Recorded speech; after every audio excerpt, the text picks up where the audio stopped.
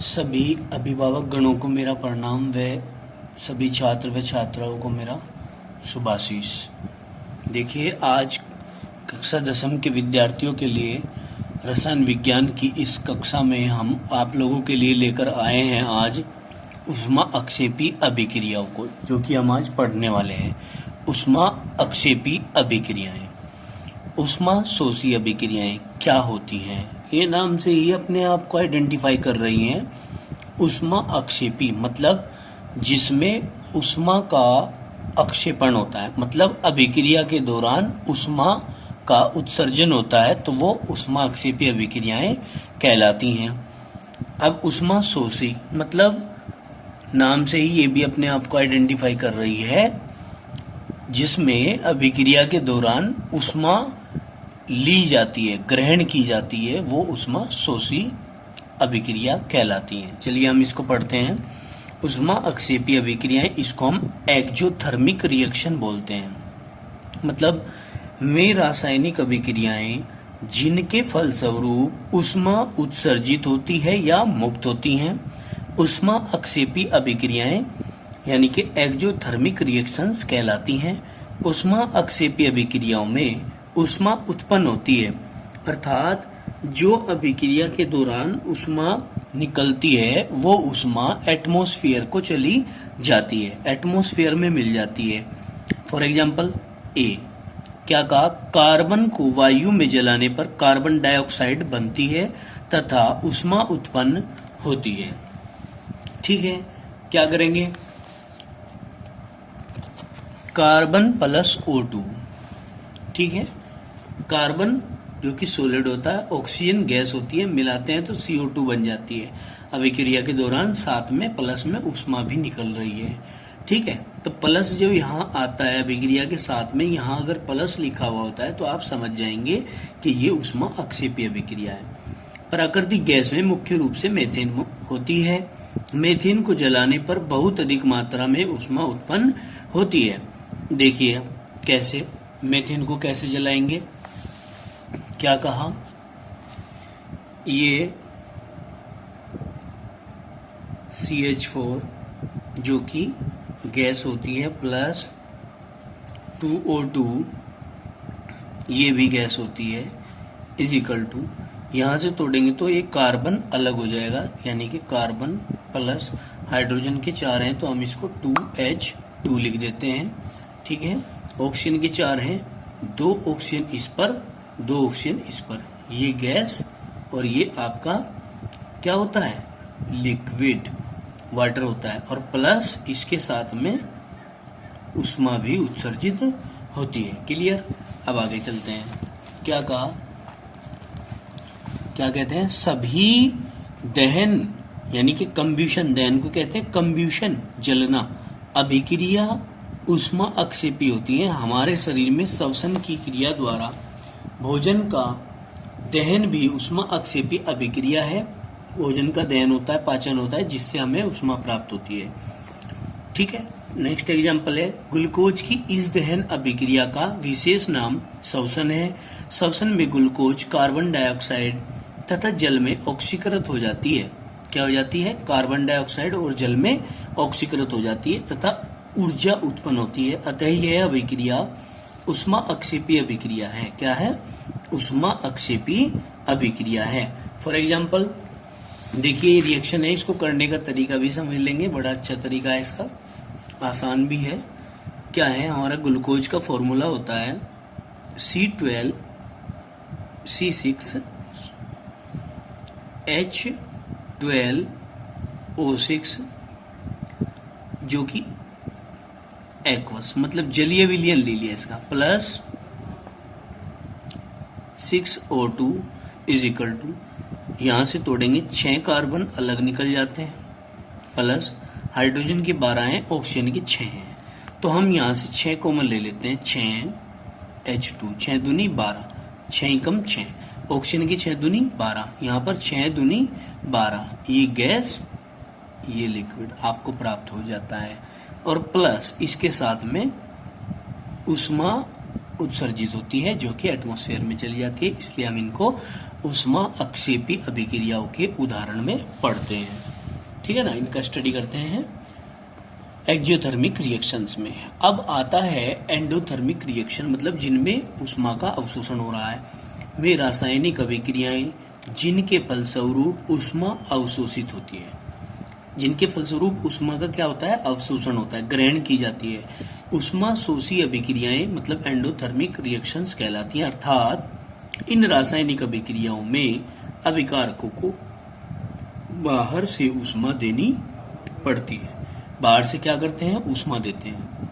उदाहरण में क्या है, जब नाइट्रोजन और ऑक्सीजन के मिश्रण को उच्च ताप मतलब 3000 डिग्री सेंटीग्रेड पर गर्म किया जाता है, तब नाइट्रिक ऑक्साइड बनती है। क्या बनती है, नाइट्रिक ऑक्साइड बनती है। N2+O2 प्लस ऊष्मा, नाइट्रोजन को ऑक्सीजन को ऊष्मा दी है, इनके दो यहाँ पर एटम लिए गए हैं मॉलिक्यूल के रूप में, ठीक है। तो 2 कॉमन ले लिया, 2NO मतलब नाइट्रिक ऑक्साइड बन गया। हम क्या कहेंगे, सभी वियोजन अभिक्रियाएं या अपघटन अभिक्रियाएं ऊष्मा शोषी होती हैं। मतलब वियोजन की प्रक्रिया तभी होगी, तभी कोई अभिकारक टूटेंगे जब बाहर से ऊष्मा दी जाएगी, जब बाहर से ऊष्मा उनको देंगे, हीट देंगे, एनर्जी देंगे, ठीक है। आगे देखिए, अपघटन अथवा वियोजन अभिक्रियाएं, इसको कहते हैं डिकम्पोजिशन रिएक्शंस। क्या कहते हैं, डिकम्पोजिशन रिएक्शंस। क्या कहेंगे, वे रासायनिक अभिक्रियाएं जिनमें कोई यौगिक एक अभिकारक अपने अवयवी तत्वों या छोटे छोटे सरल यौगिकों में टूट जाता है, छोटे छोटे भागों में टूट जाता है, वही डिकम्पोजिशन रिएक्शन कहलाती है, अपघटन अभिक्रिया कहलाती है। ये अभिक्रियाएं ऊष्मा शोषी होती हैं तथा इन्हें ताप अर्थात ऊष्मा, प्रकाश या विद्युत की आवश्यकता होती है। बाहर से इन्हें इन सब चीजों की आवश्यकता पड़ती है। उदाहरण में क्या कहेंगे, कैल्शियम कार्बोनेट का अपघटन। कैल्शियम कार्बोनेट को गर्म करने पर यह कैल्शियम ऑक्साइड तथा कार्बन डाइऑक्साइड गैस में अपघटित हो जाता है। कैल्शियम कार्बोनेट काय में अपघटित हो जाता है, देखेंगे यहाँ पर, ये है कैल्शियम कार्बोनेट CaCO3 जो कि सॉलिड होता है। अगर हम इसको हीट दे देते हैं, ऊष्मा दे देते हैं, तो ये यहाँ से टूट जाएगा, एक ऑक्सीजन इसके साइड चला जाएगा, मतलब CaO प्लस CO2, ठीक है। तो कैल्शियम ऑक्साइड हमारा अलग हो गया और कार्बन डाइऑक्साइड हमारा अलग हो गया, जो कि ये सॉलिड होता है और ये हमारी गैस होती है। क्लियर हुई। नेक्स्ट एग्जांपल आता है यहाँ पर बी एग्जांपल में क्या है, पोटेशियम क्लोरेट का अपघटन, मतलब 2KClO3 जो कि सॉलिड होता है, इसको हम हीट देते हैं। क्या देते हैं, हीट देते हैं, तो ये टूट जाता है यहाँ से, 2KCl अलग, 3 दूनी 6, 3 दूनी 6, तो हम इसमें से 6 में से 3 कॉमन ले लेते हैं, 3O2, 2 तिया 6, 3 दूनी 6, तो हम क्या करेंगे, ये कि हमारे गैस है। तो ये कि कब टूट रहा है, ये कैसे टूटेगा, कब टूटेगा, ये जब टूटेगा जब हम इसको हीट देने की अक्षमता रखते हैं। हीट देंगे तो टूटेगा, हीट नहीं देंगे तो नहीं टूटेगा। इसी प्रकार यहाँ पर सी एग्जाम्पल आप लोगों के पास आता है, फेरस सल्फेट का अपघटन, 2FeSO4, ठीक है। इसके 2 मॉलिक्यूल ले लिए और इसको हीट दे दी यहाँ पर आपने। जब हीट दे देते हैं तो क्या होता है, ये सॉलिड है, ठीक है ना, तो काहे काहे में टूटता है ये देखना है।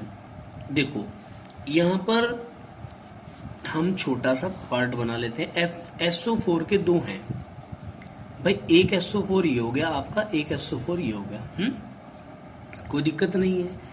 हमने क्या करना है, Fe के हमारे पास कितने हैं यहाँ, 2, कितने हैं 2, तो हम लिख लेते हैं Fe2, लिख दिया हमने, Fe2 लिख दिया। अब क्या करते हैं,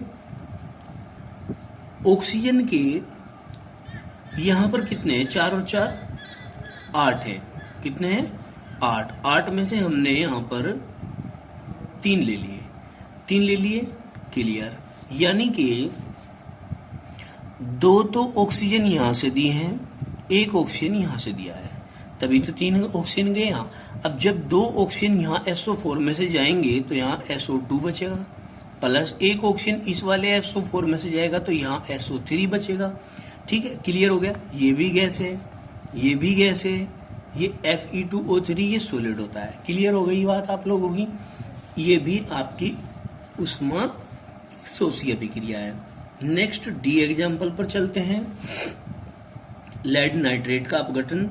लेड नाइट्रेट को तेज गर्म करते हैं तो यह लेड ऑक्साइड NO2 और O2 में वियोजित हो जाता है। कैसे? ये है 2PbNO3 का होल ट्वाइस जो कि सॉलिड है। इसी प्रकार यहाँ पर NO3 के 2 दूनी 4 हैं। देखिए कितने हैं? 4। तो हम यहाँ लिख देते हैं NO3 के 4 मॉलिक्यूल हैं हमारे पास, 2 दूनी 4 NO3 के। अब हमारा इज इक्वल टू यहाँ पर हीट देते हैं। हीट देंगे तो क्या होगा? देखिए 2Pb।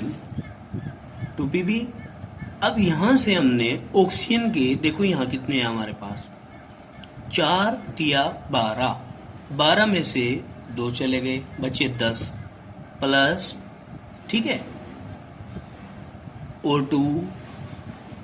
O2 अलग निकाल दिया भाई, 10 बच गए थे, 10 में से O2 अलग चला गया, अब रह गए 8।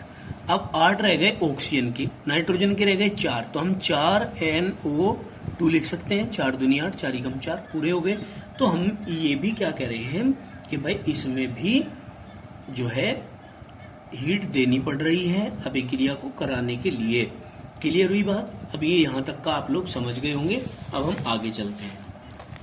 पेज नंबर 12 का जब आप पढ़ रहे हैं मैटर, अब आगे चलते हैं। विद्युत अपघटन। विद्युत अपघटन को हम इलेक्ट्रोलाइटिक डिकम्पोजिशन, विद्युत अपघटन मतलब इलेक्ट्रिसिटी के द्वारा तोड़ना, डिकम्पोज करना, और इलेक्ट्रोलाइसिस भी हम इसको कह देते हैं। क्या कहेंगे, क्या पढ़ेंगे इसमें? किसी विद्युत अपघट्य यानी कि अम्ल, अक्षार अथवा लवण। अम्ल जो H+ देते हैं, अक्षार मतलब जो OH निगेटिव देते हैं, लवण जो H+ और OH- कुछ भी नहीं देते या दोनों के संयोग से बने होते हैं, ठीक है, उनके जलीय विलयन या गलित अवस्था में विद्युत धारा प्रवाहित करने पर उसका अपघटन हो जाता है। भाई अम्ल के अक्षार के जलीय विलयन में विद्युत धारा प्रवाहित करने पर या गलित अवस्था में, गलित अवस्था होती है जब पानी मिला दिया जाता है, मिक्स कर लिया जाता है, ठीक है ना, लिक्विड फॉर्म में चेंज कर लिया जाता है, उस फॉर्म में करंट प्रवाहित करने पर, विद्युत धारा प्रवाहित करने पर उसका अपघटन हो जाता है, जिसे विद्युत अपघट्य कहते हैं। ठीक है, इसी को हम क्या कह देते हैं? विद्युत अपघट्य कह देते हैं। फॉर एग्जाम्पल अब देखो, उन विद्युत अपघट्य में होने वाली ये जो अभिक्रिया होती है इसको हम विद्युत अपघटन कह देते हैं। उस अभिक्रिया को कह देते हैं विद्युत अपघटन। अब देखिए जल का विद्युत अपघटन। जब अम्लीय विलयन में विद्युत धारा प्रवाहित की जाती है तब जल हाइड्रोजन और ऑक्सीजन में अपघटित हो जाता है। भाई जब अम्लीय जल में विद्युत धारा प्रवाहित करेंगे तो जल हाइड्रोजन और ऑक्सीजन में टूट जाएगा। यहाँ कोमा लगा देना। जल जो होता है वो हाइड्रोजन में और ऑक्सीजन में अपघटित हो जाता है। ठीक है, कैसे? 2H2O लिक्विड है इज इक्वल टू, ये विद्युत अपघटन कर रहे हैं हम इसका, तो ये टूट जाएगा। 2H2 अलग और प्लस O2, यहाँ से ये O2 अलग, जो कि ये भी गैस है और ये भी गैस है, हाइड्रोजन भी गैस है, ये भी गैस है। ये आपका कैथोड प्लेट पर प्राप्त होता है हाइड्रोजन, और O2 जो है ये एनोड पर प्राप्त होती है। ऑक्सीजन एनोड पर और हाइड्रोजन कैथोड पर प्राप्त होता है। इसको आप लिख लेंगे, ठीक है ना। अब इसका P पॉइंट देखिए, सोडियम क्लोराइड का विद्युत अपघटन। सोडियम क्लोराइड मतलब नमक, साल्ट, जो हम खाते हैं, घरों में यूज करते हैं, है ना, सभी घरों में प्रमुख रूप से प्रयोग में आता है। गलित सोडियम क्लोराइड में विद्युत धारा प्रवाहित करने पर यह सोडियम तथा क्लोरीन में अपघटित हो जाता है। कहीं में सोडियम में और क्लोरीन में अपघटित हो जाता है 2NaCl, जो कि लिक्विड है। क्या है? लिक्विड। ये ब्रैकेट में बंद करना है। लिक्विड फॉर्म में ले लिया मतलब नमक के अंदर पानी डाल दिया, और विद्युत अपघटन मतलब इलेक्ट्रिसिटी पास कराई इसमें, तो 2Na अलग हो गया, ठीक है ना। और जो आपका Cl है ये Cl2 अलग हो गया, ये गैस के रूप में हो गया, ठीक है। और ये आपका S लिखेंगे इसको, सॉलिड फॉर्म में प्राप्त होता है। तो ये कैथोड पर प्राप्त हो रहा है और ये एनोड पर प्राप्त हो रहा है, ठीक है। ये ध्यान रखेंगे कि विद्युत अपघटन की जो अभिक्रियाएं होती हैं वो एनोड और कैथोड पर होती है, उनको हम एनोड और कैथोड प्लेट पे ही दिखाते हैं, शो करते हैं। एल्यूमिनियम ऑक्साइड का विद्युत अपघटन, एल्यूमिनियम ऑक्साइड क्या होता है, एल्यूमिना भी बोलते हैं हम इसको, क्या बोलते हैं, ALLUMINA, एल्यूमिना। क्या कहेंगे, जब गलित Al2O3 में विद्युत प्रवाहित की जाती है तो एल्यूमिनियम धातु तथा ऑक्सीजन में अपघटित हो जाती है। भाई ये एल्यूमिनियम में और ऑक्सीजन में टूट जाएगी, कैसे, 2Al2O3, ठीक है, लिक्विड फॉर्म में आपने लिया है, विद्युत अपघटन कराएंगे तो सीधा सीधा यहाँ से 2 दूनी 4 Al प्राप्त हो जाएंगे, 2 तिया 6, मतलब 6 का 3 कॉमन ले लिया, 3O2 के रूप में, गैस के रूप में आपको ये प्राप्त हो जाएगी। क्लियर हुई ये बात। अब देखिए आगे चलते हैं, क्या कहा, ऊष्मीय वियोजन और आयनिक वियोजन में अंतर पढ़ेंगे जो कि मोस्ट इंपोर्टेंट है, इंपोर्टेंट पोर्शन है।